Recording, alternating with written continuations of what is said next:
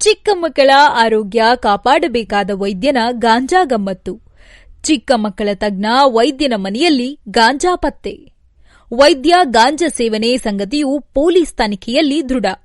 ಇಷ್ಟೆಲ್ಲ ಆದರೂ ಆರೋಗ್ಯ ಇಲಾಖೆಯ ಅಧಿಕಾರಿಗಳಿಗೆ ಇಲ್ಲ ಮಾಹಿತಿ. ಮಕ್ಕಳ ಆರೋಗ್ಯ ಕಾಪಾಡುವ ವೈದ್ಯನೇ ಮಾದಕ ವಸ್ತು ಸೇವನೆ.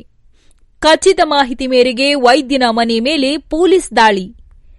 ದಾಳಿಯ ವೇಳೆಯಲ್ಲಿ ಮನೆಯಲ್ಲಿ 134 ಗ್ರಾಂ ಗಾಂಜಾ ಪತ್ತೆ.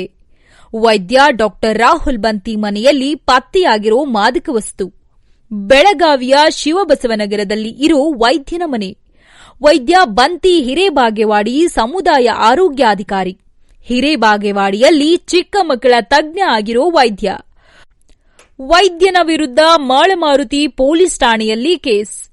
ಈಗಾಗಲೇ ವೈದ್ಯನಿಗೆ ನೋಟಿಸ್ ಜಾರಿ ಮಾಡಿರುವ ಮಾಳಮಾರುತಿ ಠಾಣಾ ಪೊಲೀಸರು. ವೈದ್ಯನ ವಿರುದ್ಧ ಕ್ರಮ ಯಾಕೆ ಇಲ್ಲ ಎನ್ನುವುದು ಪ್ರಶ್ನೆ.